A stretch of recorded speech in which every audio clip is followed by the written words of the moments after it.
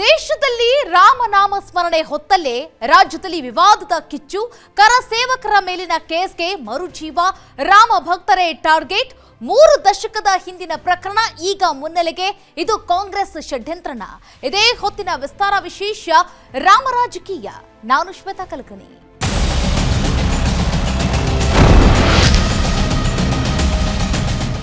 ದೇಶದ ಮೂಲೆ ಮೂಲೆಯಲ್ಲೂ ಅದೊಂದು ಕ್ಷಣಕ್ಕಾಗಿ ಜನ ಕಾತುರದ ಕಣ್ಣುಗಳಿಂದ ಕಾಯುತ್ತಿದ್ದಾರೆ. ಜನವರಿ 22ಕ್ಕೆ ರಾಮನೂರಿನಲ್ಲಿ ಮಂದಿರದ ಉದ್ಘಾಟನೆಯನ್ನ ಕಣ್ತುಂಬಿಕೊಳ್ಳಲು ಆಸೆ ಕಂಗಳಿನಿಂದ ಕಾಯುತ್ತಿದ್ದಾರೆ.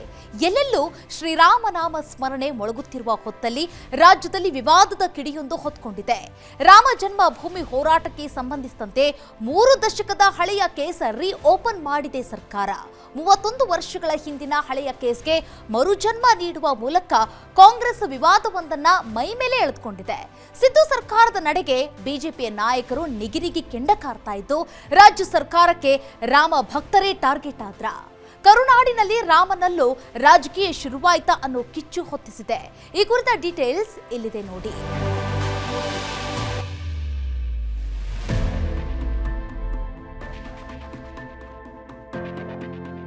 ಅದು ಇಂದು ನೆನ್ನೆಯ ಆಸೆಯಲ್ಲ, ಹಲವು ವರ್ಷಗಳ ಬಯಕೆ, ಕೋಟಿ ಕೋಟಿ ಭಾರತೀಯರ ದಿವ್ಯ ಕನಸು.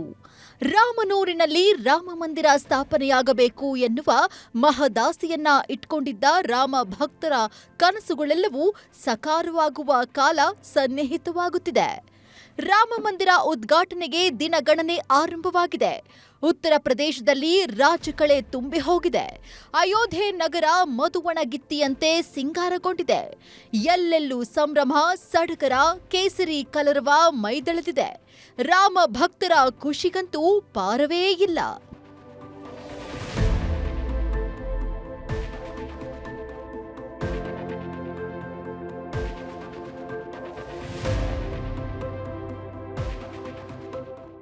ರಾಮ ಜನ್ಮಸ್ಥಳ ಅಯೋಧ್ಯೆಯಲ್ಲಿ ಡಿಸೆಂಬರ್ 30ರಿಂದಲೇ ರಾಮ ಮಂದಿರ ಉದ್ಘಾಟನೆಯ ಪೂರ್ವಭಾವಿಯಾಗಿ ನಡೆಯುತ್ತಿರುವ ಹಲವು ಕಾರ್ಯಕ್ರಮಗಳು ಆರಂಭವಾಗಿದ್ದು, ಜನವರಿ 22ಕ್ಕೆ ರಾಮ ಮಂದಿರ ಲೋಕಾರ್ಪಣೆಗೊಳ್ಳಲಿದೆ.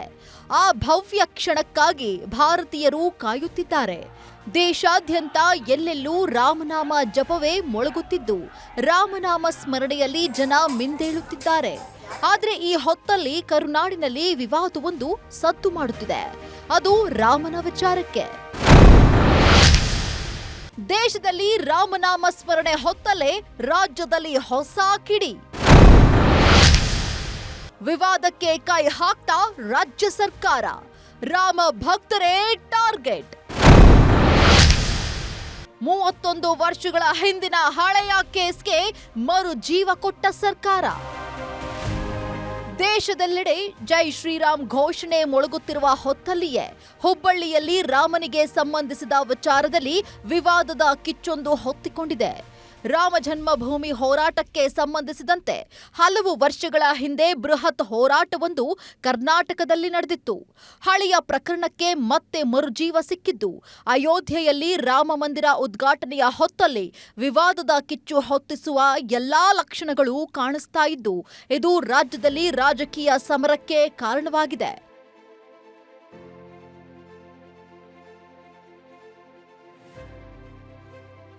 ಮತ್ತೆ ಮುನ್ನೆಲೆಗೆ ಬರುತ್ತಿರುವ ಈ ಪ್ರಕರಣ 31 ವರ್ಷಗಳ ಹಿಂದಿನದು.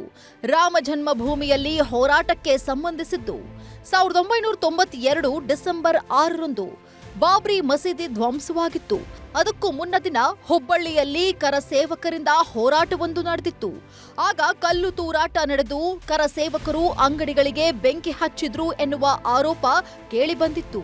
ಅಂದು ಆ ದೊಂಬಿಯಲ್ಲಿ ಭಾಗಿಯಾಗಿದ್ದ 9 ಜನರ ಮೇಲೆ ಎಫ್ಐಆರ್ ಕೂಡ ದಾಖಲಾಗಿತ್ತು. ಆ 9 ಜನರ ಪೈಕಿ ಈಗಾಗಲೇ 3 ನಿಧನರಾಗಿದ್ದಾರೆ. ಆದರೆ ಆ ಪ್ರಕರಣಕ್ಕೆ ಇದೀಗ ಮರುಜೀವ ಬಂದಿದ್ದು, ಹುಬ್ಬಳ್ಳಿ ಪೊಲೀಸರಿಂದ ಏಕಾಏಕಿ ಉಳಿದ ಆರೋಪಿಗಳ ಪತ್ತೆಗೆ ಹುಡುಕಾಟ ಆರಂಭವಾಗಿದೆ.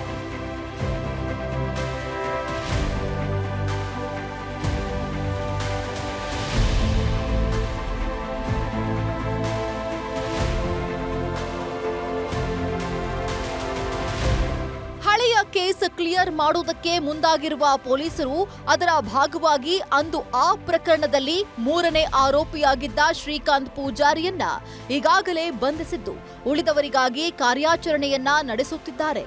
ಆದ್ರೆ ಇದಕ್ಕೆ ಸಾಕಷ್ಟು ವಿರೋಧ ವ್ಯಕ್ತವಾಗ್ತಾ ಇದ್ದು ಈ ಘಟನೆ ಹಿಂದೆ ವ್ಯವಸ್ಥಿತ ಷಡ್ಯಂತ್ರವಿದೆ ಅನ್ನೋ ಆರೋಪಗಳು ಕೇಳಿ ಬರುತ್ತಿದೆ.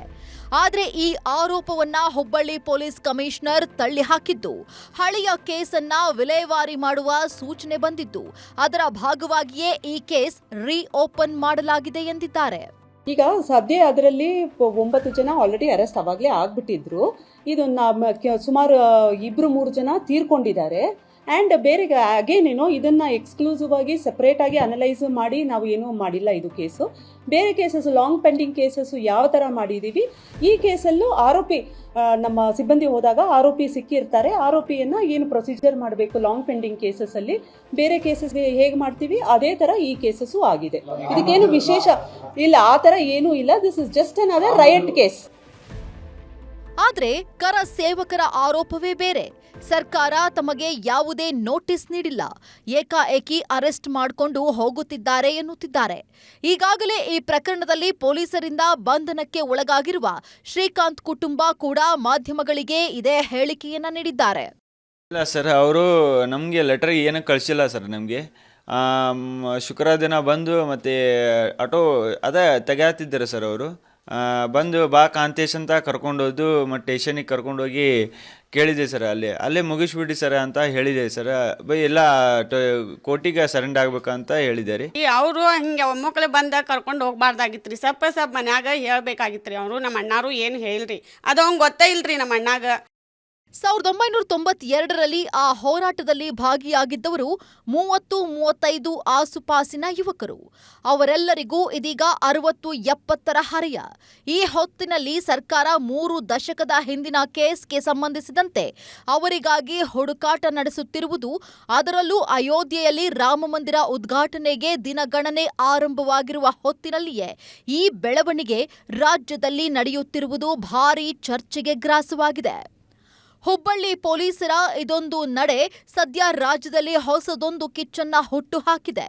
31 ವರ್ಷಗಳ ಹಿಂದಿನ ಪ್ರಕರಣಕ್ಕೆ ಇದೀಗ ಏಕಾಏಕಿ ಜೀವ ಬಂದು ಅಂದು ಆರೋಪಿಗಳ ಸ್ಥಾನದಲ್ಲಿದ್ದವರನ್ನ ಹುಡುಕಾಟದಲ್ಲಿ ಮುಂದಾಗಿರುವ ಪೊಲೀಸರು ಅದಕ್ಕೆ ಸೂಚನೆ ಕೊಟ್ಟಿರುವ ಸರ್ಕಾರದ ನಡೆಗೆ ವಿರುದ್ಧ ಬಿಜೆಪಿಗರಂತೂ ಕಿಡಿಕಾರ್ತಾ ಇದ್ದಾರೆ. ರಾಮನಲ್ಲಿಯೂ ರಾಜಕೀಯ ಆರಂಭವಾಗಿದ್ದು ರಾಮ ಭಕ್ತರನ್ನ ಸರ್ಕಾರ ಟಾರ್ಗೆಟ್ ಮಾಡ್ತಿದೆ ಅನ್ನೋ ಆರೋಪವನ್ನ ಕೇಸರಿ ಕಲಿಗಳು ಮಾಡ್ತಿದ್ದಾರೆ. ಹಿಂದಿನ ಕೇಸ್ ರೀಓಪನ್, ಸರ್ಕಾರದ ವಿರುದ್ಧ ಬಿಜೆಪಿ ಕೆಂಡ. ರಾಮ ಮಂದಿರ ಉದ್ಘಾಟನೆಯ ಹೊತ್ತಲ್ಲಿಯೇ ಕಾಂಗ್ರೆಸ್ ರಾಜಕೀಯ ಷಡ್ಯಂತ್ರ. ರಾಮ ಮಂದಿರ ಎನ್ನುವುದು ಹಲವು ಭಾರತೀಯರು ಕಾತುರದಿಂದ ಕಾಯುತ್ತಿರುವ ಕ್ಷಣ. ಆದರೆ ಈ ಕಾರ್ಯವನ್ನ ರಾಜಕೀಯ ದೃಷ್ಟಿಯಲ್ಲಿ ನೋಡಿದ್ರೆ ಅದು ಬಿಜೆಪಿ ಪಾಲಿಗೆ ಬಹು ದೊಡ್ಡ ಗೆಲುವನ್ನ ತಂದುಕೊಡುವ ಕಾರ್ಯ ಅಂತಲೇ ಬಣ್ಣಿತವಾಗಿದೆ. ದೇಶದ ಬಿಜೆಪಿ ಕಾರ್ಯಕರ್ತರು, ಆರ್ಎಸ್ ಕಾರ್ಯಕರ್ತರು, ಕರ ಸೇವಕರೆಲ್ಲರೂ ಅದನ್ನ ಅನುಭವಿಸಲು ಕಾತುರರಾಗಿರುವ ಹೊತ್ತಲ್ಲಿಯೇ ಸರ್ಕಾರ ಈ ವಿವಾದಕ್ಕೆ ಕೈ ಹಾಕಿರುವುದು ಬಿಜೆಪಿ ನಾಯಕರನ್ನ ಕೆರಳಿ ಕೆಂಡವಾಗಿಸಿದೆ.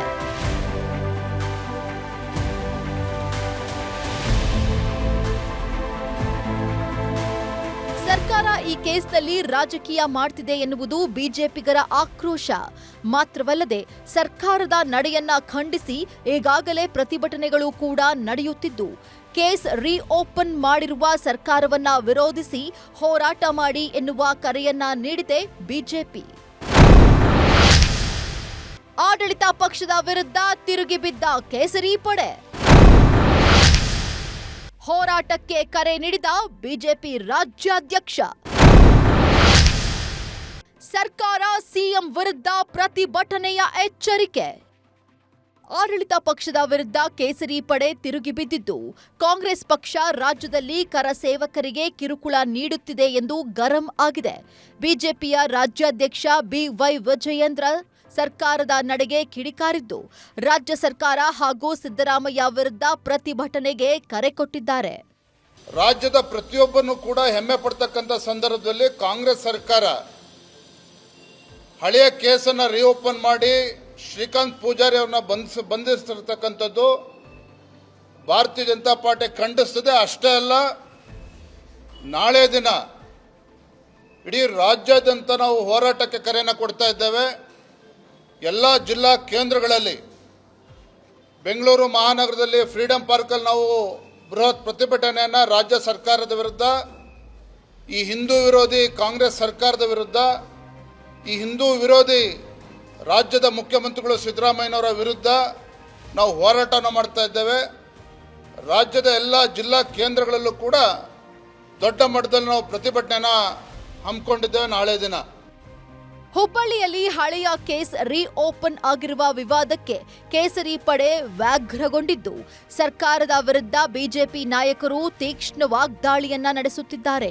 ಇದೇ ವಿಚಾರವಾಗಿ ಕರ್ನಾಟಕದಲ್ಲಿ ಕಾಂಗ್ರೆಸ್ ವಿರುದ್ಧ ಆಕ್ರೋಶ ಹೆಚ್ಚುತ್ತಿದೆ. ಇದು ಮತ್ತೊಂದು ರಾಜಕೀಯ ಕೋಲಾಹಲಕ್ಕೆ ಕಾರಣವಾಗಿದ್ದು, ರಾಮನ ವಿಚಾರದಲ್ಲಿಯೂ ರಾಜಕೀಯದ ಘಾಟು ಬಡಿಯುತ್ತಿದೆ.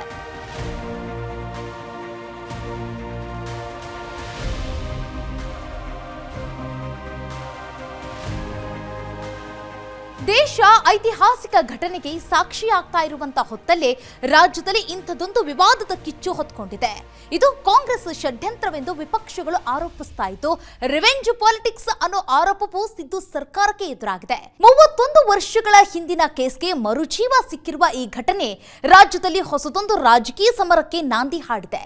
ಸರ್ಕಾರವನ್ನ ಹಿಗ್ಗಾಮುಗ್ಗಾ ತರಾಟೆಗೆ ತೆಗೆದುಕೊಳ್ತಾ ಇರುವಂತಹ ಕೇಸರಿ ಕಲಿಗಳು ಸರ್ಕಾರ ಜನರಲ್ಲಿ ಭಯ ಸೃಷ್ಟಿಸುವ ಕೆಲಸ ಮಾಡ್ತಾ ಇದೆ ಅಂತ ಆರೋಪಿಸಿದ್ದಾರೆ. ಅಲ್ಲದೆ ತಾಕತ್ತಿದ್ರೆ ಕರಸೇವಕರನ್ನ ಬಂಧಿಸಿ ಅಂತ ಸವಾಲೆಸೆದಿದ್ದಾರೆ. ಕಾಂಗ್ರೆಸ್ ವಿರುದ್ಧ ವಿಪಕ್ಷ ನಾಯಕ ಆರ್ ಅಶೋಕ್ ಕೆಂಡಾಮಂಡಲ. ರಾಜ್ಯ ಸರ್ಕಾರಕ್ಕೆ ಮಾನ ಮರ್ಯಾದೆ ಇಲ್ಲ ಎಂದು ಗರಂ. ಜನರಲ್ಲಿ ಭಯ ಸೃಷ್ಟಿಸುವುದಕ್ಕೆ ಸರ್ಕಾರದ ಬೆದರಿಕೆ.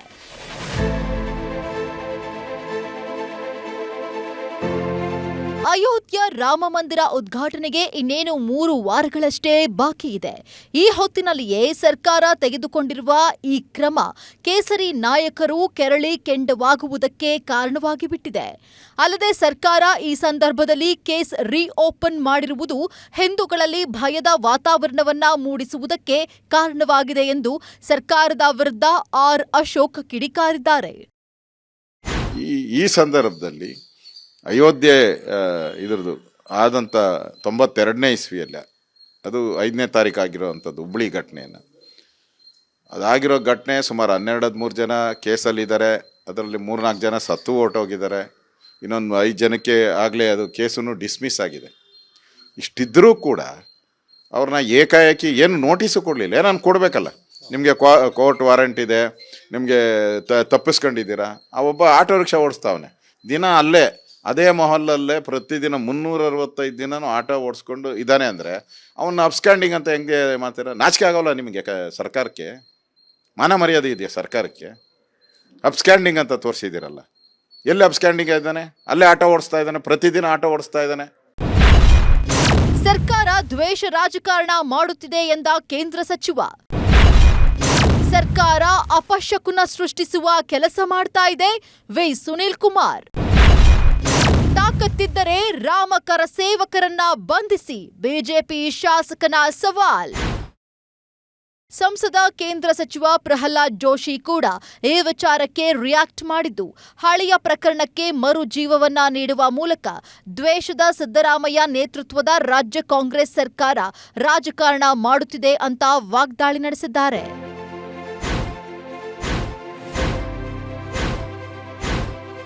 ಒಬ್ಬರು ಪೂಜಾರಿ ಅಂತಿದ್ದಾರೆ, ಇನ್ನೊಬ್ಬರು ಕುಲಕರ್ಣಿ ಅನ್ನೋರನ್ನ ಕರ್ಕೊಂಡ್ಬಂದಿದ್ರು ಪೊಲೀಸ್ ಸ್ಟೇಷನ್ಗೆ. ಅವರಿಗೆ 72 ವರ್ಷ. ಗೃಹ ಮಂತ್ರಿಗಳ ಆದೇಶವನ್ನು, ಸರ್ಕಾರದ ಆದೇಶವನ್ನು ಇವರು ನೋಡಿಕೊಂಡು ಅಲ್ಲಿನ ಇನ್ಸ್ಪೆಕ್ಟರ್ ಅಂತೂ ಅತ್ಯಂತ ದ್ವೇಷ ಭಾವನೆಯಿಂದ ವರ್ತಿಸಿದ್ದಾರೆ. ಕಾನೂನು ಹೋರಾಟ ಅಂತೂ ಮಾಡೇ ಮಾಡ್ತೀವಿ, ರಾಜಕೀಯವಾಗಿಯೂ ಹೋರಾಟ ಮಾಡ್ತೀವಿ ಮತ್ತು ಸಾಮಾಜಿಕವಾಗಿಯೂ ಹೋರಾಟ ಮಾಡ್ತೀವಿ. ಅದರಲ್ಲಿ ಒಬ್ಬರಂತೂ ಆ ಹೋರಾಟದಲ್ಲೇ ಇರಲಿಲ್ಲ. ಯಾವ ಆಧಾರದ ಮೇಲೆ ಬಂಧಿಸ್ತೀರಿ ನೀವು? ಇನ್ನು ಈ ಬಗ್ಗೆ ಮಾಜಿ ಸಚಿವ ಕಾರ್ಕಳ ಶಾಸಕ ವಿ ಸುನೀಲ್ ಕುಮಾರ್ ಕೂಡ ಖಡಕ್ ಆಗಿ ರಿಯಾಕ್ಟ್ ಮಾಡಿದ್ದು, ಈಗ ಮಂಗಳಕರವಾದ ವಾತಾವರಣ ದೇಶದಲ್ಲಿ ಸೃಷ್ಟಿಯಾಗಿರುವ ಹೊತ್ತಲ್ಲಿ ಸಿದ್ದರಾಮಯ್ಯ ಸರ್ಕಾರ ಅಪಶಕುನದ ಕೆಲಸವನ್ನ ಮಾಡುತ್ತಿದೆ ಎಂದು ಹರಿಹಾಯ್ದಿದ್ದಾರೆ. ಮಂಗಳಕರವಾದಂಥ ವಾತಾವರಣ ಇಡೀ ದೇಶದಲ್ಲಿ ಸೃಷ್ಟಿಯಾಗಿರ್ಬೇಕಾದ್ರೆ ಅಪಶಕುನವನ್ನ ಸೃಷ್ಟಿ ಮಾಡಬೇಕು ಅನ್ನುವಂಥ ಪ್ರಯತ್ನವನ್ನ ಸಿದ್ದರಾಮಯ್ಯ ಇವತ್ತು ಸೃಷ್ಟಿ ಮಾಡ್ತಾ ಇದ್ದಾರೆ. 32 ವರ್ಷಗಳ ಹಿಂದೆ ಕಾರ್ಯಸೇವೆಯಲ್ಲಿ ಭಾಗವಹಿಸಿದಂಥ ಹುಬ್ಬಳ್ಳಿಯ ಕಾರ್ಯಕರ್ತನನ್ನ ಬಂಧನ ಮಾಡೋದ್ರ ಮುಖಾಂತರ ರಾವಣ ಮಾತ್ರ ರಾಮ ವಿರೋಧಿ ಅಲ್ಲ, ನಾನೂ ಕೂಡ ರಾಮ ವಿರೋಧಿ ಅನ್ನೋದನ್ನ ಕಾರ್ಯಕರ್ತನನ್ನ ಬಂಧನ ಮಾಡೋದ್ರ ಮುಖಾಂತರ ತನ್ನ ನಿಲುವಿನ ಮುಖಾಂತರ ಇವತ್ತು ಕಾಂಗ್ರೆಸ್ ಸರ್ಕಾರ ಸಿದ್ಧಗೊಳಿಸ್ತಾ ಇದೆ.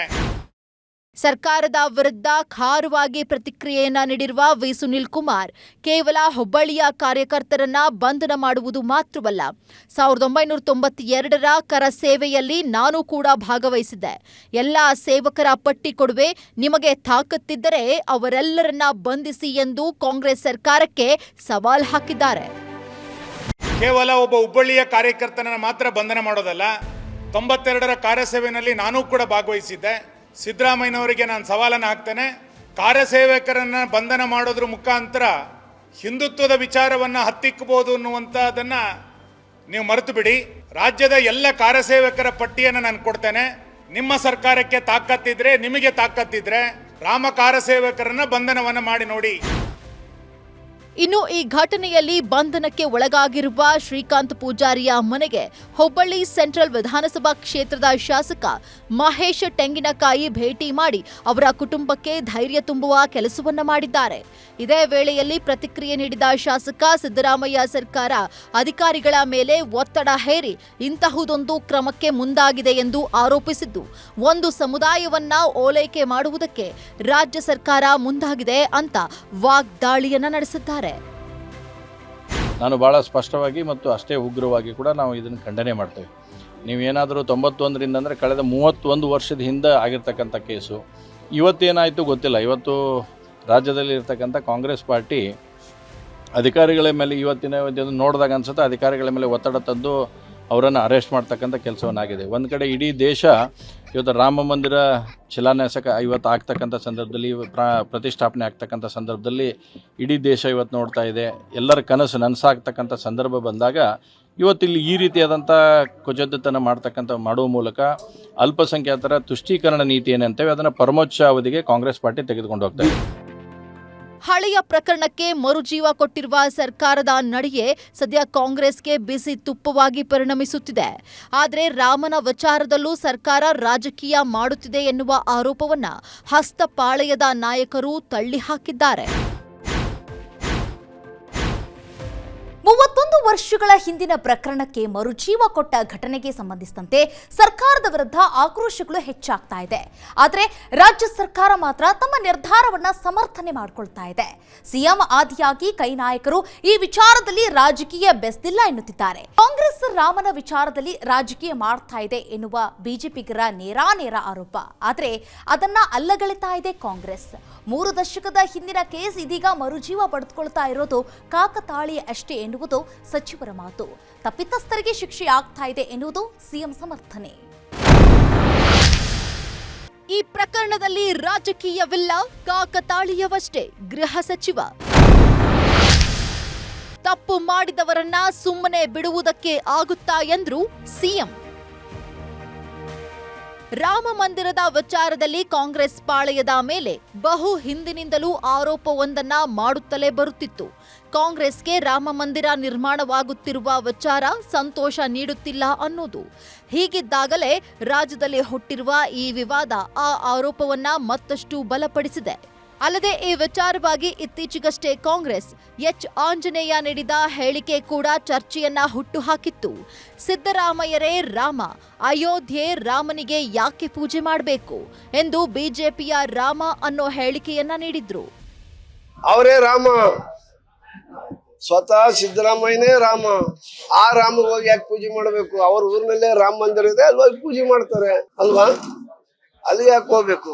ಅವರು ಬಿಜೆಪಿ ರಾಮರು, ಬಿಜೆಪಿ ಅವ್ರನ್ನ ಇವ್ರನ್ನ ಕಲಿಸ್ಕೊಂಡು ಭಜನೆ ಮಾಡ್ತಾರೆ. ಮಾಡ್ಕೊಳ್ಳಿ, ನಮಗೇನಂತೆ, ನಮ್ಮ ರಾಮ ಎಲ್ಲಾ ಕಡೆಗೆ ಇದ್ದಾನೆ. ಈ ಘಟನೆಗೆ ವಿಪಕ್ಷಗಳ ಕೋಪಕ್ಕೆ ಕಾರಣವಾಗಿರುವ ಹೊತ್ತಲ್ಲೇ ಸರ್ಕಾರ ಮತ್ತೊಂದು ಎಡವಟ್ಟನ್ನ ಮಾಡಿಕೊಂಡಿದೆ. ಕಾಂಗ್ರೆಸ್ ಸರ್ಕಾರ ರಾಮನ ವಿಚಾರದಲ್ಲಿ ರಾಜಕೀಯ ಮಾಡುತ್ತಿದೆ ಎನ್ನುವ ಆರೋಪವನ್ನ ಬಿಜೆಪಿ ಮಾಡ್ತಿದ್ರೆ, ಅತ್ತ ಕಾಂಗ್ರೆಸ್ ನಮ್ಮ ನಡೆಯನ್ನ ಸಮರ್ಥಿಸಿಕೊಳ್ಳುವ ಕೆಲಸವನ್ನ ಮಾಡುತ್ತಿದೆ. ಹಳೆಯ ಕೇಸ್ಗಳನ್ನ ಕ್ಲಿಯರ್ ಮಾಡುವುದಕ್ಕೆ ಸೂಚನೆಯನ್ನ ನೀಡಿದೆ. ಆದ್ರೆ ಇದರಲ್ಲಿ ರಾಜಕೀಯವಿಲ್ಲ. ಅಯೋಧ್ಯೆಯ ಪ್ರಕರಣದ ಹಳೆಯ ಕೇಸನ್ನ ಮಾತ್ರ ರೀಓಪನ್ ಮಾಡಿ ಎಂದಿಲ್ಲ. ಇದು ಕಾಕತಾಳೀಯವಷ್ಟೇ ಎಂದಿದ್ದಾರೆ ಗೃಹ ಸಚಿವ ಪರಮೇಶ್ವರ್. ಅದನ್ನು ಸ್ಪೆಸಿಫಿಕ್ ಆಗಿ ಅದೊಂದೇ ಕೇಸ್ ಮಾಡಿದರೆ ನಾನು ಒಪ್ಕೊಳ್ತೀನಪ್ಪ, ನಾನು ಯಾವುದು ತಪ್ಪಾಗಿದೆ ನಮ್ಮದು ಅಂತ ಹೇಳ್ಬೋದು. ಆದರೆ ಎಲ್ಲ ಕೇಸ್ಗಳನ್ನೂ ಕೂಡ 32 ಕೇಸ್ಗಳು ಮಾಡುವಾಗ ಅದನ್ನು ಮಾಡಿದ್ದಾರೆ. ಅಷ್ಟು ಬಿಟ್ಟರೆ ಅದಕ್ಕೆ ಇನ್ನೇನಾದರೂ ಅರ್ಥ ಅದನ್ನು ಕಲ್ಪಿಸೋದು ಅಗತ್ಯ ಇಲ್ಲ ಅಂತ ನೆನ್ನೆನೂ ಹೇಳಿದ್ದೀನಿ, ಈಗಲೂ ಹೇಳ್ತೀನಿ. ಅದೇನ್ರಿ ಅದು ಕೋಇನ್ಸಿಡೆನ್ಸ್ ಆಗಿದೆ. ರಾಜ್ಯ ಸರ್ಕಾರದ ಒಬ್ಬೊಬ್ಬ ನಾಯಕರೇ ತಮ್ಮ ಸರ್ಕಾರದ ಈ ಕ್ರಮವನ್ನ ಸಮರ್ಥನೆ ಮಾಡಿಕೊಳ್ಳುವ ಕೆಲಸವನ್ನ ಮಾಡುತ್ತಿದ್ದಾರೆ. ಈ ಪ್ರಕರಣಕ್ಕೆ ರಾಜಕೀಯ ಬಣ್ಣ ಬಳಿಯುವ ಅವಶ್ಯಕತೆ ಇಲ್ಲವೆಂದು ಲಕ್ಷ್ಮಣ್ ಸವದಿ ತಮ್ಮ ಪಕ್ಷದ ಪರ ಮಾತನಾಡಿದರೆ, ನಾವು ಎಲ್ಲರನ್ನ ಸಮಾನರಾಗಿ ಕಾಣುತ್ತೇವೆ ಎಂದಿದ್ದಾರೆ ಸಚಿವ ಎಂಬಿ ಪಾಟೀಲ್. ನಾನು ರಾತ್ರಿನೂ ಲೇಟ್ ನೈಟ್ ನಿಮ್ಮ ಮಾಧ್ಯಮದ ಮುಖಾಂತರ ನೋಡಿದ್ದಿರತಕ್ಕಂಥದ್ದು. ಅದ್ರ ಬಗ್ಗೆ ಹೋಮ್ ಮಿನಿಸ್ಟ್ರಿ ಈಗಾಗಲೇ ಒಂದು ಪ್ರತಿಕ್ರಿಯೆಯನ್ನು ಕೊಟ್ಟಿದ್ದಾರೆ. ಕಾನೂನು ಚೌಕಟ್ಟದಲ್ಲಿ ಅವು ಇತ್ಯರ್ಥಗಳಾಗದೇ ಇರತಕ್ಕಂಥದ್ದಕ್ಕೆ ರಿವ್ಯೂ ಮಾಡ್ತಕ್ಕಂಥದ್ದು ಒಂದು ಪೊಲೀಸ್ ಇಲಾಖೆಯಿಂದ ಪದ್ಧತಿ ಇದೆ. ಆ ಪ್ರಕಾರ ಮಾಡಿರ್ತಕ್ಕಂಥದ್ದು ಕಾನೂನು ಚೌಕಟ್ಟಿನಲ್ಲೇ ನಡೀತಾ ಇದೆ. ಅದನ್ನು ಬಿಟ್ಟು ಹೊರತಾಗಿ ಏನು ಅದಕ್ಕೆ ರಾಜಕೀಯ ಬಣ್ಣ ಬಳಿತಕ್ಕಂಥದ್ದು ಏನು ಅವಶ್ಯಕತೆ ಇಲ್ಲ. ನೋಡಿ, ನಾವು ಎಲ್ಲರೂ ಸರಿಸಮಾನವಾಗಿ ಕಾಡ್ತೀವಿ. ಬಿ ಜೆ ಪಿ ಇರಿದಾಗ ಅದು ಆಗ್ತಾ ಇರಲಿಲ್ಲ. ಅವತ್ತಿನ ದಿವಸ ಅವರು ಹಿಂದೂಗಳ ಹೆಸರು ಮೇಲೆ ಇವತ್ತಿನ ದಿವಸ ಉಳಿದವ್ರನ್ನ ಇದು ಮಾಡುವಂಥದ್ದು. ಆ ಹಿಂದೂಗಳಿಗೂ ಕೂಡ ಅದು ಬೇಕಾಗಿರಲಿಲ್ಲ ಅವತ್ತಿನ ದಿವಸ. ಇನ್ನು ಸರ್ಕಾರದ ವಿರುದ್ಧ ವಿಪಕ್ಷಗಳ ವಾಗ್ದಾಳಿ ಹೆಚ್ಚಾಗುತ್ತಿದ್ದಂತೆ ಕೊಪ್ಪಳದಲ್ಲಿ ಸಿಎಂ ಸಿದ್ದರಾಮಯ್ಯ ಕೂಡ ಇದಕ್ಕೆ ರಿಯಾಕ್ಟ್ ಮಾಡಿದ್ದಾರೆ. ತಪ್ಪು ಮಾಡಿದವರನ್ನ ಹಾಗೆಯೇ ಸುಮ್ಮನೆ ಬಿಡುವುದಕ್ಕೆ ಆಗತ್ತಾ? ಕಾನೂನಿನ ಪ್ರಕಾರ ಕ್ರಮ ತೆಗೆದುಕೊಂಡಿದ್ದೇವೆ, ನಿರಪರಾಧಿಗಳಿಗೆ ಶಿಕ್ಷೆ ನೀಡುತ್ತಿಲ್ಲ ಎಂದು ಸರ್ಕಾರದ ಕ್ರಮವನ್ನ ಸಮರ್ಥನೆ ಮಾಡಿಕೊಂಡಿದ್ದಾರೆ. ತಪ್ಪು ಮಾಡದವ್ರು ಏನ್ ಮಾಡಬೇಕು? ತಪ್ಪು ಮಾಡದವ್ರನ್ನ ಏನ್ ಮಾಡ್ಬೇಕ್ರಿ? ಅದು ಸುಮ್ಮನೆ ಬಿಟ್ಬಿಡ್ಬೇಕಾ? ಹಳೆಯ ಕೇಸ್ಗಳನ್ನೆಲ್ಲ ಡಿಸ್ಪೋಸ್ ಆಫ್ ಮಾಡಿ ಅಂತ ಹೇಳಿದೀವಿ. ಹಳೆಯ ಕೇಸ್ಗಳನ್ನ ಡಿಸ್ಪೋಸ್ ಆಫ್ ಮಾಡಬೇಕು ಅಂತ ಹೇಳಿದೀವಿ. ಅದರಲ್ಲಿ ಪೊಲೀಸ್ನವರು ಕ್ರಮ ತಗೊಂಡಿದ್ದಾರೆ ಅಷ್ಟೇ. ನಾವು ಯಾವ ದ್ವೇಷದ ರಾಜಕಾರಣ ಆಗಲಿ ಅಥವಾ ನಿರಪರಾಧಿಗಳನ್ನ ಮಾಡ್ತಕ್ಕಂಥದ್ದು ಬಂಧಿಸ್ತಕ್ಕಂಥದ್ದಲ್ಲಿ ಮಾಡಲ್ಲ. ಒಟ್ಟಿನಲ್ಲಿ ಇಡೀ ಪ್ರಕರಣ ರಾಜಕೀಯ ಕೆಸರೆರಚಾಟಕ್ಕೆ ವೇದಿಕೆ ಆಗುತ್ತಿದ್ದು, ಮಂದಿರ ಉದ್ಘಾಟನೆಗೆ ಕೆಲವೇ ದಿನಗಳು ಬಾಕಿ ಇರುವ ಹೊತ್ತಲ್ಲಿ ಇಂತಹುದೊಂದು ಘಟನೆ ನಡೆದಿರುವುದು ಭಾರೀ ಚರ್ಚೆಗೆ ಗ್ರಾಸವಾಗುತ್ತಿದೆ. ರಾಜ್ಯದಲ್ಲಿ 3 ದಶಕಗಳ ಹಿಂದಿನ ಪ್ರಕರಣ ಸಂಬಂಧ ಕಾಂಗ್ರೆಸ್ ಹಾಗೂ ಬಿಜೆಪಿ ನಡುವೆ ಕೆಸರೆರಚಾಟ ನಡೆದಿದ್ರೆ, ಅತ್ತ ಅಯೋಧ್ಯೆಯ ರಾಮ ಮಂದಿರದ ಗರ್ಭಗುಡಿಯಲ್ಲಿ ಕನ್ನಡಿಗ ಅರುಣ್ ಯೋಗಿರಾಜ್ ಕೆತ್ತಿರುವ ರಾಮಲಲ್ಲಾ ಮೂರ್ತಿ ಆಯ್ಕೆಯಾಗಿದೆ. ಅಲ್ಲದೆ ವಿಗ್ರಹ ಕೆತ್ತನೆಗೆ ಬಳಕೆಯಾಗಿರುವುದು ರಾಜ್ಯದ ಶಿಲೆ ಎನ್ನುವುದು ಇನ್ನೂ ವಿಶೇಷ. ಈ ಖುಷಿಯನ್ನ ರಾಜ್ಯದ ಜನತೆ ಸಂಭ್ರಮಿಸುತ್ತಿರುವ ಹೊತ್ತಲ್ಲಿ ರಾಜಕೀಯ ವಿವಾದ ಕಿಚ್ಚು ಹೊತ್ತಿಕೊಂಡಿರುವುದು ವಿಷಾದನೀಯ.